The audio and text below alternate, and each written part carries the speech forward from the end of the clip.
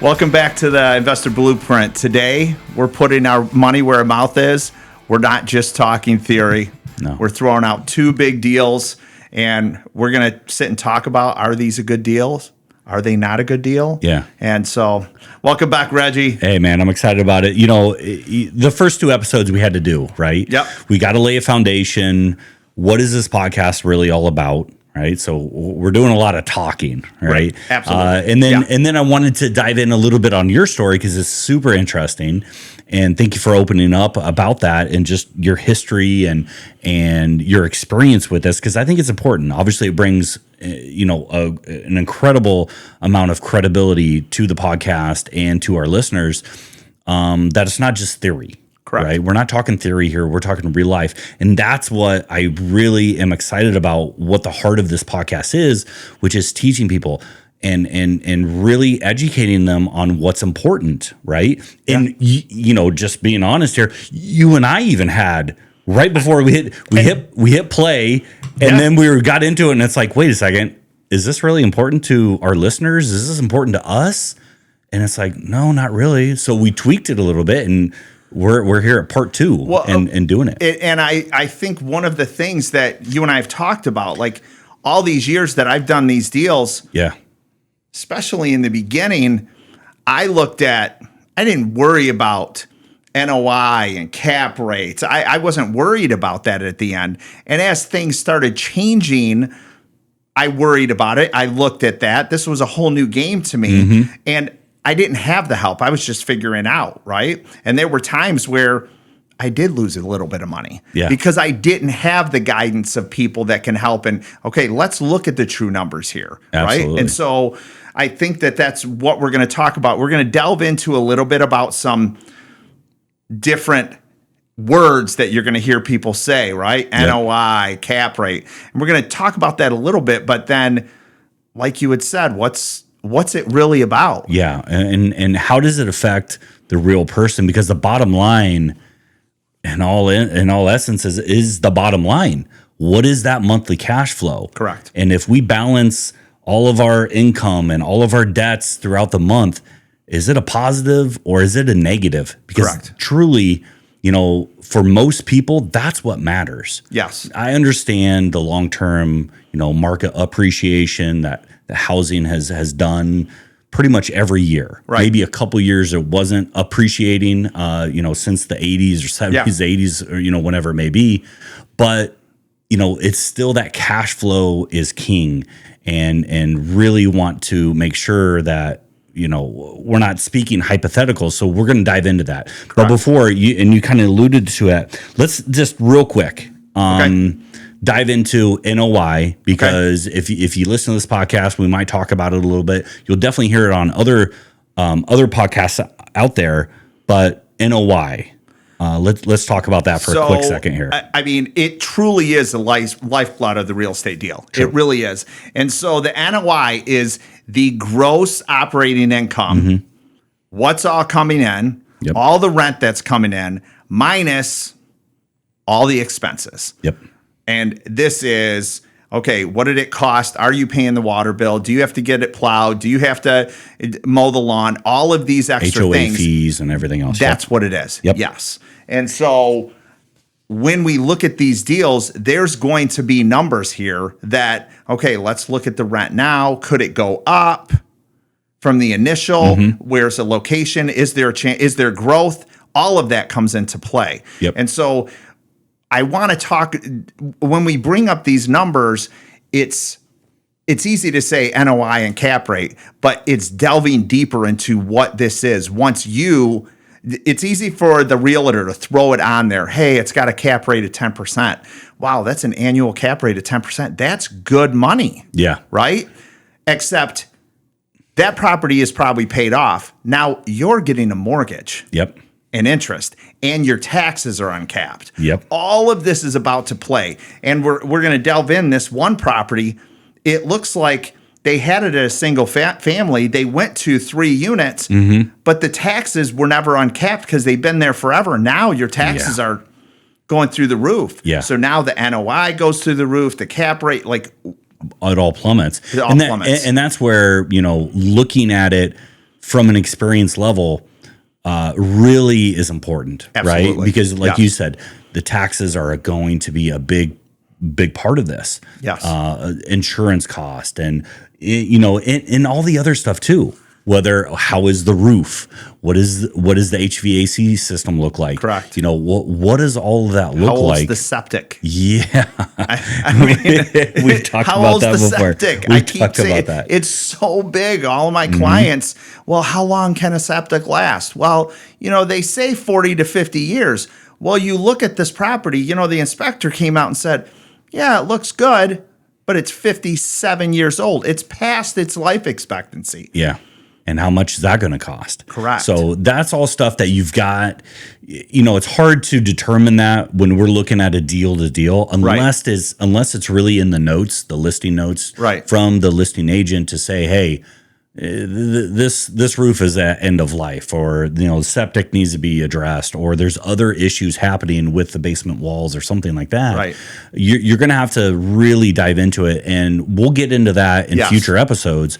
One other quick you'll hear, and we've talked about, is the cap rate, which is your NOI into the current market value. Okay. Correct. And basically that is looking at what is the return going to be for this property. And it's going to be in a percentage. And typically people like to talk about a cap rate of 10, double digits at least to get there. Usually standard, most people, anything usually between 7 and 10, like you're doing really good. Yeah. Where we're going to show one of these properties today, it's in the negative. Yeah, which is not really, good. really, it's not good. So on paper, it's not good. But there could be circumstances that, hey, it might be good. Another term that I think is really important is the cash on cash return. Right. Yes. And absolutely. When we say cash on cash return, we're talking about how much money did you lay out, cold hard cash, for you to lay out for a property. So your closing costs, your down payment, all of that. Correct. Versus how much cash are you getting back on an annual basis. Correct. Right? Yes. And that is the true return on your money. Correct. Right? Because that is directly comparable to the market. Absolutely. Because you can take that cash and you can invest it in real estate. Yes. Or you can invest in, the market. Yes. Whether it be a stock or a bond or into gold, silver, or a company or something like that. Right. What is the cash on cash return?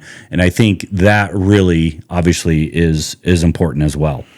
The last thing that I want to bring up before we dip into this first property is the taxes. Oh, yeah. Yeah. The capped versus the uncapped. And when you see these listings and you have realtors send these properties and you're like, wow, look at that. Look at those taxes. Well, there's a good chance that those taxes have been on that property for a very long time. Yep. And they're capped. They can only raise them a certain percentage in the state of Michigan. Once you buy that property, it goes uncapped and it goes to it's half the value, the new value of the property. Yep. And so you're going to see one of these properties.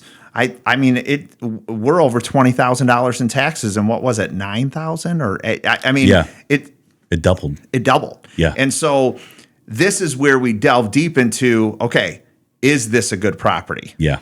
Where's the cash flow at the end of the day? Yeah. And it's important to really pay attention to not only when has that property been sold, what was it sold for, what is the taxable value now, correct, but also is that somebody's primary residence? Because if it's going non-homesteaded, we're talking about investment properties. Correct. So a homestead is when you live in that's your primary home. Okay. Yep. And typically the townships or the cities will give you a break because that's your primary home. Correct. So hypothetically speaking, you're getting an exemption on the school millage. Yeah. That's what you're getting. Like I was talking in the earlier episode about the young kid that bought the duplex and he's living in one.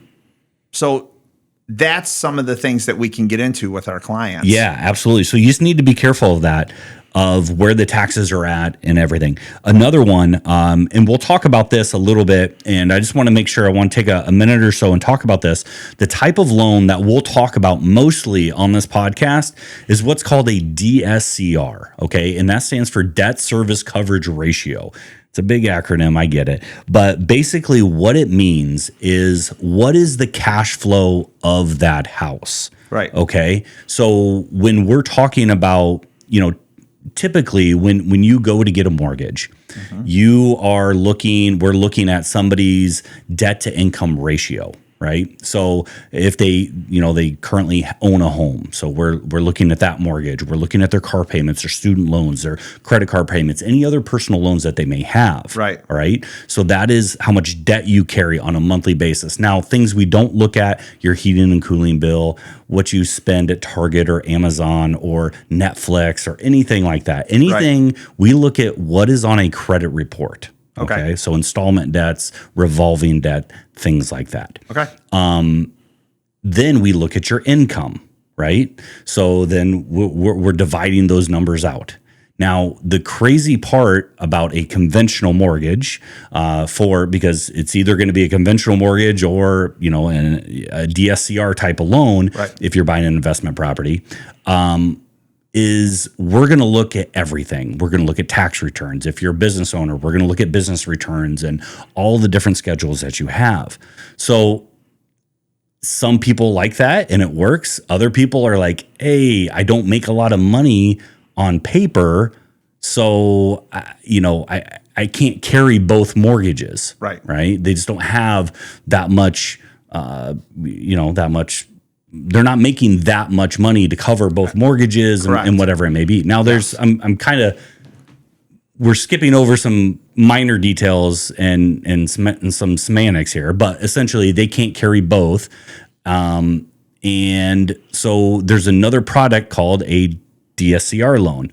So why that's important is because we don't look at your personal income anymore. We don't look at your personal debts anymore. Right. We look at your credit score. You have to have, we have to be at least above 680 or so. Sometimes it's 660, depending on what the investor is, and there are different things. So, check with me, check with your loan officer on what is possible out there. But what's cool about this is that we look at the house as a singular entity, right? We don't look at anything else. So if that house is bringing in $2,000 a month in rent, as long as the mortgage is $2,000 or less, we're good, right? Now, there are some instances we can go above that. I understand that. But for just ease of use, what we're talking about, we like to have a debt service ratio or a debt service coverage ratio, DSCR ratio of 1 or more. And basically that means is that I'm bringing in more money, at least the mortgage, or more money every single month. Right. Okay. So that would be, the DSCR of 1.1 or 1.5 or 1.2 or whatever it may be. I am bringing in 1.2 over what the mortgage is. Right? Okay. So, just wanted to make sure, again, because we're going to be talking about DSCRs and everything with that. So let's jump into it. Did I miss anything on that? No, you didn't miss anything. We going with the big boy or are we going with the little one first? Let's go with the big boy. Okay. I like it. Let's go big. So the first one we're going to bring in, so both of these understand when we're sitting here talking on the podcast, we're not going to give you an address. Yeah. You're not going to I will tell you that these properties are in Michigan. And as we continue to move through, we're going to be asking people, hey, send us some properties if you have some questions, and we'll talk about them. We'll dig into them. So this first property is in Livingston County in Michigan.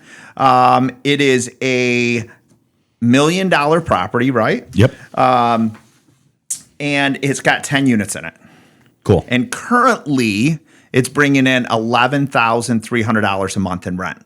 Yeah. And so one of the things that we do know, and it's happens all the time, when these properties go up for sale, I hear it from agents all the time where they'll say, well, the people have been really nice and they haven't raised the rent. Like, how long has it been since they haven't raised the rent? Well, we understand that the rent in the area is usually sitting at $1,500 a month, but these are really good people, so they still pay $700 a month. And you're going, okay, well, guess what? Rent's going to probably have to go up, especially to pay, right? Yep. So On this one, it's got 10 fully rented units. That's the other thing. We talk about location. We talk about, is this the right area for us to make this investment? It's all fine that it's got 10 units, but if the units aren't rented, there's no income. Yep. So we need to make sure when we're looking at these properties, are they rented? If they're not all rented, why aren't they rented? Mm-hmm. Is it the area? Do the properties need to be renovated? What's going on with that property, right? Mm-hmm. So the current taxes on this property is what? $7,000 a year. Yep.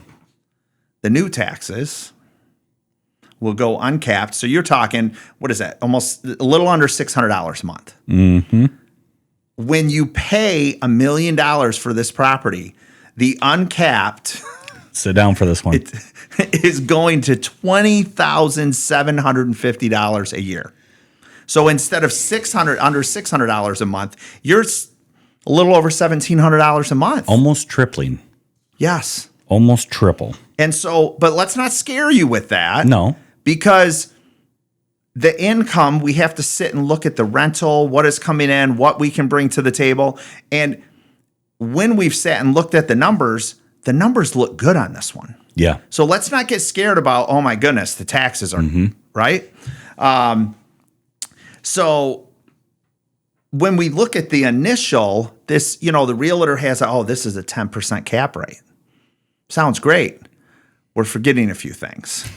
We're forgetting about this blue collar worker that is not coming in and paying $1 million cash. No, he doesn't have $1 million to scratch. No. Yeah, scratch a check too. Let's get into what you came up with this deal. Yeah. The numbers, what this looks like for one of us blue collar workers that want to get into rental. What we can do here. Well, I mean, this is going to be a little on the heavy side for most people, right? It is. Yep. Just because of the purchase price. Now, obviously, with the DSCR loans and any type of an investment loan, you're going to have to come up with some cash to close. Correct. Right?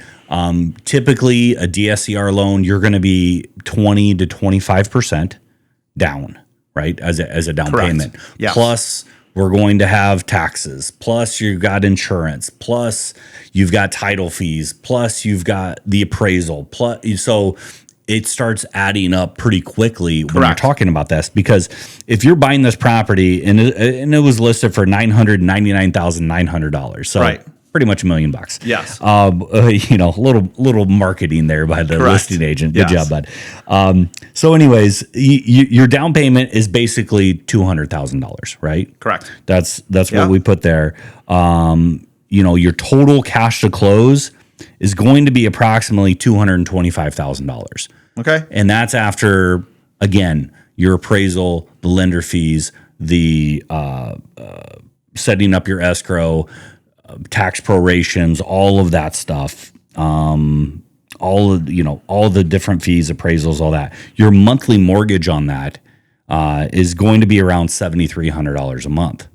So that's when we start looking at it to say, okay, the current situation is you're collecting $11,000 per month, and my monthly mortgage is going to be $7,300 a month. But that includes, because we're figuring this out, that includes those new tax rates. Correct. That includes the uncapped rates. Correct, which is good. Yes. So, but, you got to be careful with this too, right? So, and I know you subscribe to this theory as well, is we're gonna put the 75% rule in place. Yes, right? Absolutely. So you're going to have turnover. Yes. Right? No matter what you do, you're going to have that. And that turnover is not just, okay, they're out, and then that turnover, I always figure every turnover costs you $2,500 to $3,000. Mm-hmm. You have to get in there, clean the carpets, paint.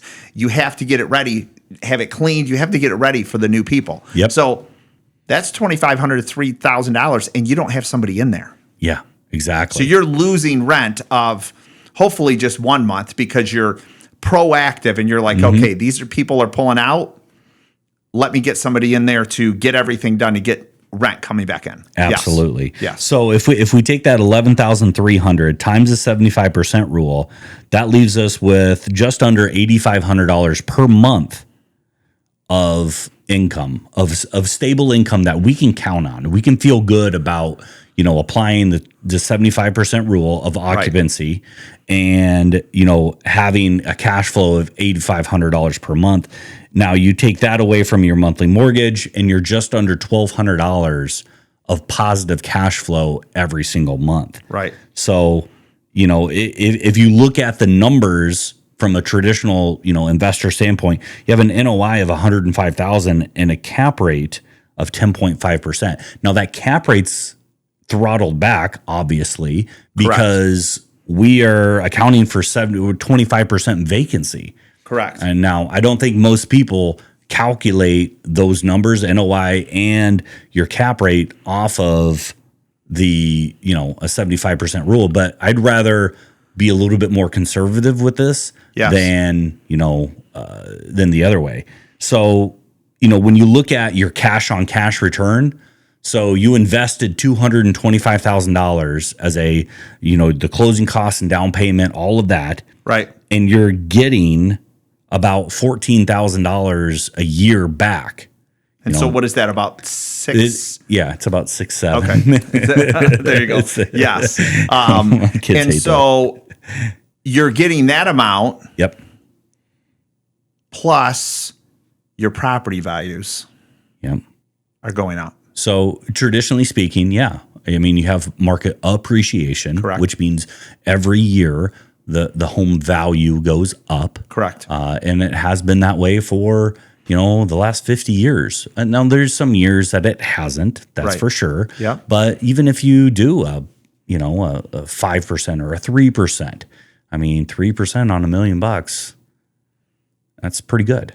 Absolutely. So, that's 30 grand. So that's what it's appreciating every year, or going up in value. In addition to that, then you have everybody else, these 10 tenants are paying your mortgage. Yes, they are. Every month. Yes, they are. So your property value is going up, your mortgage is going down. Correct. So it's a really good situation that you put yourself in, and that is the difference, in my opinion, of real estate versus going into the market. Because if you took this $225,000, you now only have the earning potential in the market, or the market gains, of $225,000. Correct. But in real estate, you have the ability to have market gains of $1 million.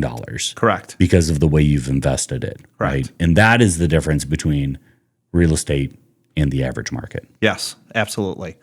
One of the things that when I look at this property, when we looked at the two, we brought the two in. Yeah. Like, me going from the real estate side, right? Like, not the mortgage side, the real estate. Mm-hmm. I dig deep into all of the things. Yeah. With this deal. Like, this is a 10 unit. This is a phenomenal property. Could you imagine somebody getting their first or second or third unit out there that's a 10 unit multifamily, right? Mm-hmm. Well, I will tell you that inspecting this property, you're probably going to spend $5,000 or $6,000. Yeah. Inspecting this property. Yeah. But we're going to make sure that we're not getting into all of these hidden issues. Yeah. And if there are hidden issues, what can we do? What can your realtor do for you to help negotiate if this property is a good investment and we're dealing with mold in the attic? Okay. What can we do to get rid of that mold? To mediate it. Yeah. Are we dealing with bats in the attic? Are we dealing termite? What are we dealing? Can we get it remediated? It be covered by the sellers in some way. Either they take care of it or they give it back to us in a reduction of the property, whatever that looks like, and still going with the deal. That being said, I'm going to continue to talk about it over and over again. These inspections are huge. Yeah. They're huge. Yeah. And so I look at this property and I'm like, this is a big property. Mm-hmm. Like, this is, when we talked about this is the big boy, this isn't just about the money here. This is a big boy to bring on. but there's so much potential with this property. Yeah. And really is the thing that, and just real quick, you were talking about the importance of the inspection, and that is 100%, because that is the difference. Knowing what the sewer line looks like, knowing the roof, the attic, knowing the foundation, all of that is absolutely vital, because that is the difference between something that is cash flow positive, at least $1,200 a month, versus, man, we had to drop 50 grand in there. Correct. And now we're not going to see any profit out of that property for the next 5 years. Correct. Or whatever it may be. And it's like, holy cow, yeah. That can make a huge difference, especially if you're not flush with cash or some big bank account that you can just, 50 grand. Okay, that's fine. We'll get the sewer scoped. We'll get this, we'll get that connected up to the lines and move forward, or reinforce the basement and lift it and do all this other stuff. If you don't have that cash, you could be up a creek real quick. Absolutely. Yeah. And so that's why, I understand. Listen, everybody's got a buddy that works in the business that does this and does that. I don't care if they're your buddy or not. They better be good. Yes. And they better be reliable, and they better know what the heck is going on, because you could be in some real trouble real quick. Absolutely. With some of these properties. Yeah. One of the other things that I bring up about this property, and your realtor is going to, if this listing is listed and they listed it properly and they have all the rent rolls, they have all the documentation to show, okay, this is what we have truly. It's not just the agent just throwing some numbers on the board, as I say, throwing shit on the board and see what happens. No. There's real numbers where we're going to be able to see those rent rolls. We're going to be able to see, okay, yes, this is the income that's been here, not just for the last 12 months, but this is where the rent has been coming in for the last 5 years or the last 10 years. Mm-hmm. And that's when we'll see that 75% number. Mm-hmm. That's where we'll see, this is where we delve deep and go, okay, is this a good deal? Why are you at 75, or are you fully rented right now, but you usually sit at 60%? Mm-hmm. That could be an issue. Yeah. That could be a major issue that we need to really, really think about with that property. Absolutely. So in my opinion, I'll throw it out there. Did we want to talk anything more about this property that really sticks out? Yeah. One quick thing. You do need to be a little careful. This one's a 10 unit. Just make sure, because not every investor will go up to that. Correct. You might have to go commercial with some investors or some lenders. So just be careful when you're just looking at these. 10 is usually the cutoff.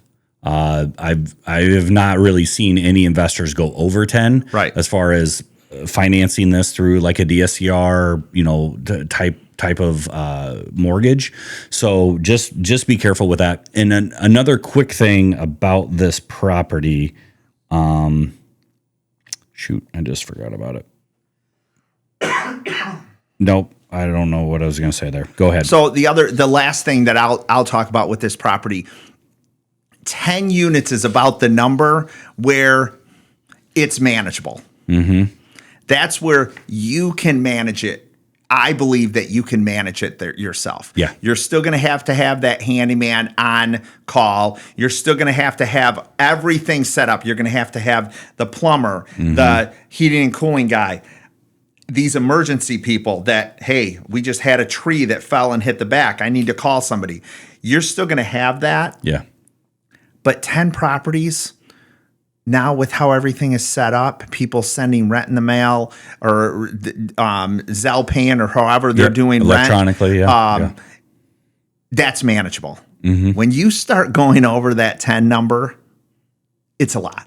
Mm-hmm. It's a lot. So, and that's why I thought that we brought in, this is like, not to say, okay, we're going to push you away from anything more, but this 10 number, this is a lot of work. Yeah. But the return on this is really good. I mean, I'm looking at the rental income that even if we added $150 a unit times 10 units, That's another $1,000. Yeah. 50. You know what I mean? Yeah. So, yeah, this one's good.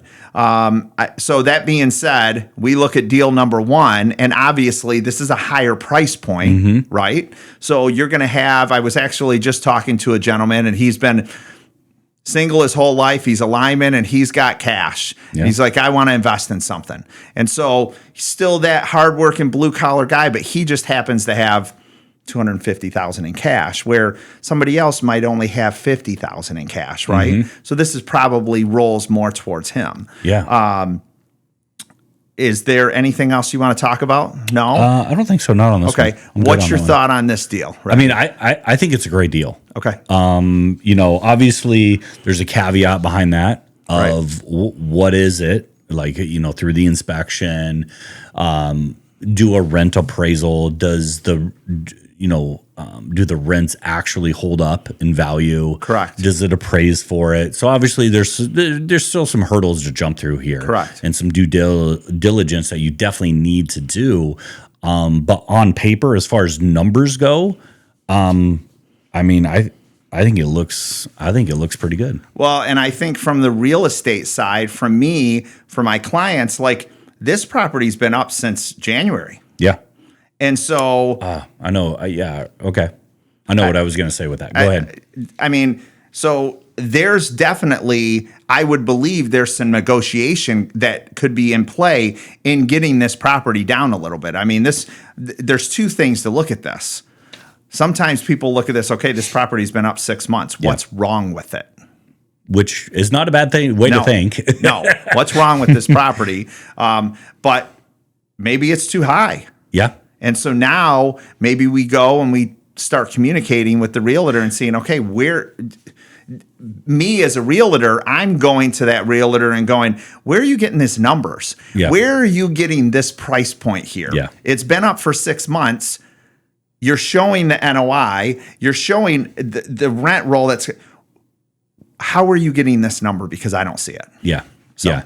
And I mean, that's important. I mean, your buyer pool at $1 million is a lot less. Absolutely. Right. Yes. I mean, not everybody's got $225,000 just sitting around, correct, collecting 3% or 1% in a bank or 3% in a money market or whatever it may be.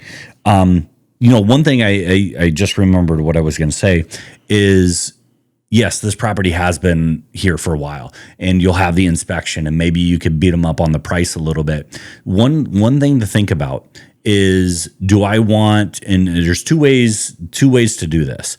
Is, let's say you negotiate $50,000 off, right? You could do one of two things. You could either A, lower the purchase price by $50,000, so you buy it for $950, correct, whatever it may be. Or you could get $50,000 of seller credits. Now, you got to be kind of careful here with how much seller credits you can do and everything with that. Correct. So definitely talk to your lender about that. But that would lessen your cash to close by $50,000. So instead of $225,000, maybe you only need $175,000 at that point. Correct. Right? Now, does this work in every instance? No, because the property, as a mortgage lender, we could only give you what the property is worth or what the appraisal is worth. Right. So if it doesn't value at $999,900 or $1 million, then we can't give you that. Correct. Right? So we could only give you what it appraises for. Right. So assuming that the property appraises for that, you could get $50,000 in seller's concession and bring less to closing. It just depends on what you value the most. Do you want a little bit less on your monthly mortgage payment for principal, interest, taxes, and insurance, your PITI? Or do you want to hold on to that $50,000 in cash and maybe use that for another investment or another thing that you want to do, or have it as a backup for, hey, we're going to renovate a couple units and this is going to be the seed money to get that kick started. So, right. Different way to think about it. So awesome. All right, let's pause for our sponsor and we'll be back. We're going to take a quick pause for our sponsor, Valor Collective. For years, your life has been defined by the badge, the uniform, and the heavy lifting that happens beyond the four walls. You've stood the watch and held the line. But what happens when the shift is finally over? Valor Collective presents From the badge to the beach, they've built a nationwide network of elite agents who specialize in helping the Heroes community find their version of paradise. Whether it's a coastal retreat, a mountain sanctuary, or just a quiet piece of land far from the sirens and the stress, they are the bridge to your next chapter. They understand that after a career of service, you aren't just looking for a house, you're looking for the peace you've earned. When you're ready to transition from the front lines to the shoreline, there is only one place to go, OneRealMove.com. No matter where you're looking to plant your flag, Valor Collective has the recon and the reach to get you there. OneRealMove.com. From the badge to the beach, because you've protected our world. Now it's time to enjoy yours. All right, welcome back. So the next one we're looking at, this is a triplex in Livingston County. Price is cheaper. Yep. It looks like when we first start getting into the realist tax, that this was a single family home when they first bought this. Yeah. And so they then turned this into a 3-unit home. Yep. On this property. Well, the taxes were quite cheap. Yeah. That when they owned this, and it was single family. And so this is another one where it goes uncapped. And the income on this property, this is a little interesting to me. I mean, I thought when we first looked at it, we were like, wow, this could be a really good deal. This could be, yeah. Yeah, and then once I started getting the numbers and I sent it over to you and you put it all down on paper, you were like, ooh, this is going to be a rough one to sell. Yeah. For sure. Yeah. This is a rough one. And once again, getting into this one has been up for sale not that long. I mean, it's been up for 45 days. Right. So we'll see. Yeah. We'll see. I mean, but it's still up for sale and it's a multifamily. And this is sort of that price point. Would you say that people are able to get into a little bit easier? It's a lot more attainable. And so why is it still up for sale? Yeah. Okay. Yep. And so we might uncover why, Charlie. Yes. So they're asking $395,000 for this property. Yep. It's got 3 units. They're currently bringing in a total of $2,500 a month. Yep. So it's about $830 per unit per month. Correct. Okay. So looking in like what's going on in the area, is this another one of those owners that, well, we don't want to raise the rent. We really like these people. Okay. Now somebody else buys this property. You have to pay your bills. Yeah. And you need to make money. You're not going in to not make any money, right? Correct. So the current taxes on this property are about a little under $4,000 a year. Yep. So it's about $330 a month. My struggle that I had with this property is there weren't, when I communicated with the realtor, there weren't numbers to be sent. There weren't real numbers, rent rolls, information on the back end, like what was the income on this property for the last several years. Yeah. So those are sometimes those red flags for me. And I'm like, okay, now I have to do a little bit more work to figure out what's going on. Yeah. And if I can jump in, that might be a telltale sign of maybe rents are low and maybe, they've owned it forever. Right. The people who own it now have owned it forever. Yeah. So, and they're okay, giving a good deal to these hardworking people. And that's great. It is. And God bless them. And they don't have to worry about the cash flow. They probably don't have a mortgage on the place. So they're okay. And they've owned it for a long time. They're okay with it. Just me and you talking about just real quick on the property that I picked up 3 years ago. At the time of these people had owned this property for 40 years. Yeah. The upstairs unit in Brighton, a 1-bedroom unit in Brighton, should have been well over $1,200 or $1,300 a month. And they were renting it to this gentleman the last 10 years for $250 a month. Sign me up. I mean, and so yes, there's some things, and I don't know what the rent is, but you have 3 units, $2,500 a month. Yeah, this would be some more research, but this is just on the face. What does this look like? Yeah. So, go ahead.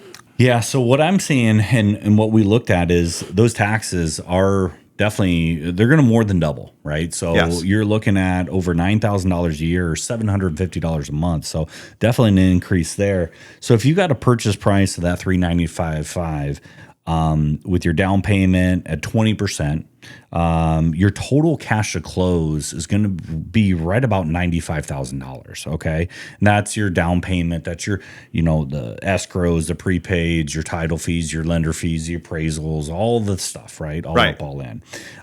So that's going to bring your monthly mortgage, which is your PITI, your principal, interest, taxes, and insurance, is going to be just over $3,100 a month. Right. So we've got $2,500 coming in and we've got $3,100 going out. Right. So that's a problem. Mm-hmm. And even further. So let's, again, we did the last deal with the 75% rule. Let's do this deal with the 75% rule, which is, you don't have to be a mathematician to figure out this is not going to end well. No, it's not. So the $2,500 at 75%, that's $1,800. That, again, vacancy, other issues, whatever, you've got to account for that. So you've got, let's say, a good number that you can count on at $1,875 per month. But your projected mortgage payment, which is going to be every month, is $3,100. So we're projecting that you can anticipate losing $1,200 a month on this property. Right. Which is a tough pill to swallow. It is. And so this is where, like, this property, could this still be a good deal? Could be. Could we get into this property a little bit, and could I communicate with realtors communicate and find out, okay, this is where I go to all the time when I call these realtors. I'm like, where did you get this number? Yeah.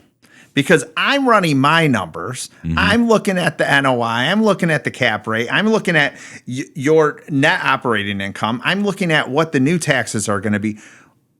Where did you get this number to really put this up that somebody is going to buy this investment property and say, hey, yeah, this is a good investment property? Because we're not seeing it here. Yeah. The numbers aren't there. Now, we might be able to look at, maybe this is a situation where they're getting $850 a month, and the rent numbers say they should be at $1,250 or $1,300. Yeah. Okay, so there's an extra $500 a month per unit. That's $1,500.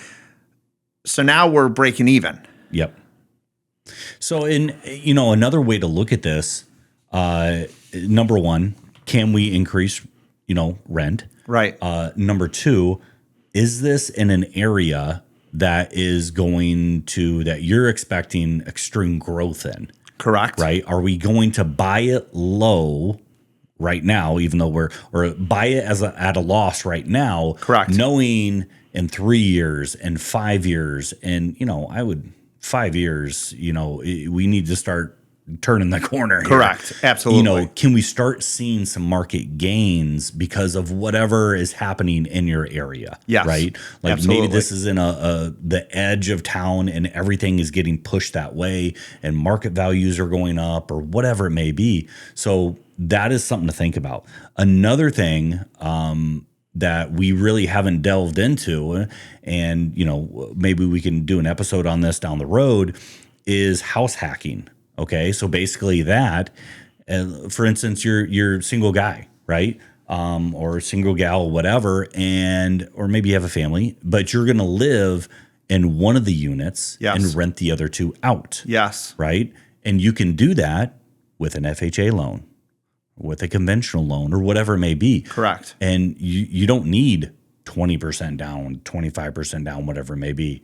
You need 3.5% down. Correct. Right. So your cash to close drops precipitously. Yes. Right. You're going to get a little bit better rate because FHA rate, government rates are a lot better than a DSCR rate. Right. So, that, if you put all that together, taxes are going to be a little bit lower. Yep. You're still paying, if in that 3 unit, 2 of those they're all uncapping, but 2 of those units are going to be non-homestead. Yep. Your unit is going to be homestead. Yep. So, but that's where this deal could make sense. Could make sense. Yeah, correct. And that's a way that if you don't have 20% or you want to buy your own place, but you don't want to just take on the whole expense, the whole mortgage, you can share in the love a little bit, and then obviously you're there for whatever period of time. Then you can move out and go on from there, and that's you still legal. Have people that are living in these other units still helping you pay down that mortgage payment. Exactly. I mean, it's yes, and there's just different circumstances, right? So correct. The way we're looking at it and everything, it would be a tough deal. Yes. Because you still have to do your due diligence. What about the roof? What about the HVAC? What about the septic? Is it, hooked up to city sewer? The water, is it on a well? All those different circumstances, correct. They all still come and play here. But the way the deal is structured now, unless we've got some other circumstances to help outweigh this negative $1,200 a month, that'd be a tough one to swallow. It would. And one of the things that I love with my job is that I still love to go and look at these properties with clients, and let's delve in. Let's see the initial numbers. Oof.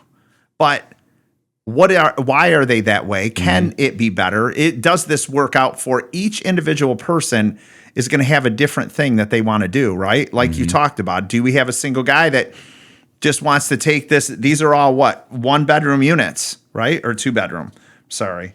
They're all 1-bedroom units. No, there's 2-bedroom, 1 bath, and 1-bedroom, 1 bath. Yeah. So maybe the guy's single guy or single gal, and she goes, I'm gonna move in to the 1-bedroom, 1 bath, and then I'm gonna get more rent in the 2-bedroom, 1 baths.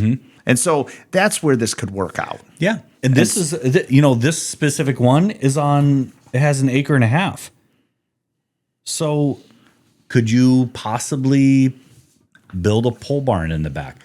Or could you possibly add on and do other units? And this is where we get into, hopefully, this listing agent has done his research. So when the agent calls him and communicates with him and say, listen, yes, this property, this is what it's getting, but you could put some more units on the back part of this property, and now this could be a cash cow. Yeah, absolutely. So and that's really selling the vision. And you, as an agent or somebody listening to this, or a lender, or whatever it may be, you've got to look at it and say, hey, what is the possibility for that?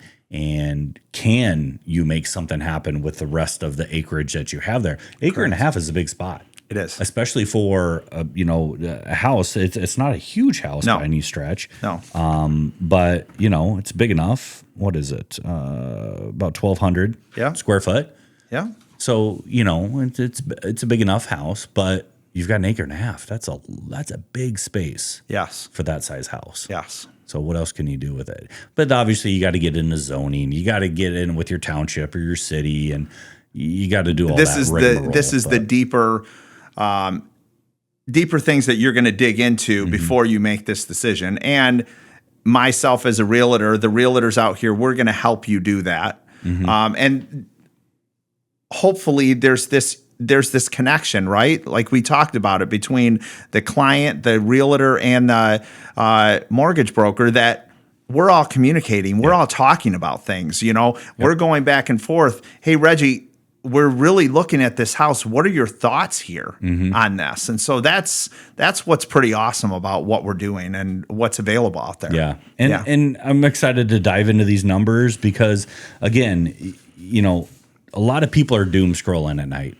We're shooting this episode later at night. There's probably people right now, sitting there watching the game, watching whatever, and they're scrolling Zillow just thinking, man, what would it take to get a rental property? Or they're listening to different podcasts or shows or whatever it may be, and they've always thought about it. And that's really why we're doing this, right? We want to show you the real numbers.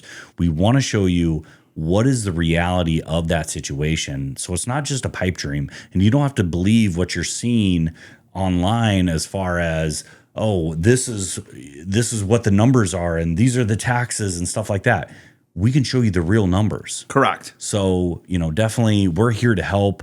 If we'd love to help you guys any way that we can, to run numbers for you, to show houses, to take you from where you are to where you want to be. Correct. Right. And say, hey, if you can't do it today, what is it going to take to get you there? Right. Correct. Whether it's saving up a little bit more cash or working on your credit, or, just like you said, walking the properties, because I'm a big believer of, hey, you better walk into a lot of doors before you start buying an investment property. Absolutely. Because you don't know what you don't know. No. And you can't learn by just, you learn a lot listening to this podcast. I don't want to say you're not going to learn anything, but you still have to be hands and feet on the ground, looking at it, inspecting it yourself, because you're putting your hard-earned cash into this. Things could get sideways real quick. Correct. Inspections. Absolutely. So important. Absolutely. So, man, I appreciate this. I'm excited to dive into other ones. I think, next episode, we can talk about like the 10 commandments of the investor blueprint and what we really are looking for. Correct. In that. So excited to go on that. Excited to bring it's going to be really good. Yeah. Dive into more deals. That's going to be a really good episode, because we're going to get to dive deep. So you see the numbers here, but why do we think about these different things? And so, 10 commandments of the investor blueprint is going to be really good. Well, Reggie, brother, it was great sitting down with you. Love it, man. It's been absolutely amazing. Until next time, have a great day. Now, this show is brought to you by The Mortgage Cowboy.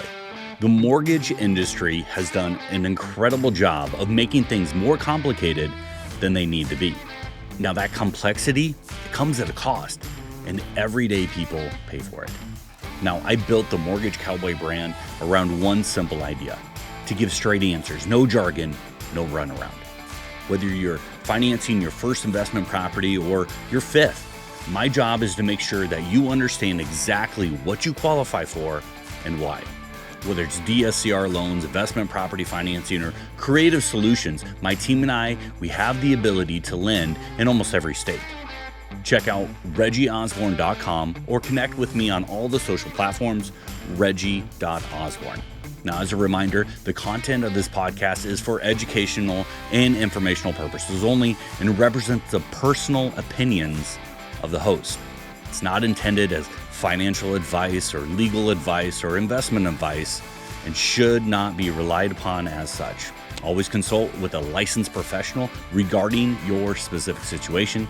Reggie Osborne, NMLS 1934542, Cornerstone First Financial, NMLS 173855, Equal Housing Lender. This is not a commitment to lend, not available in all states.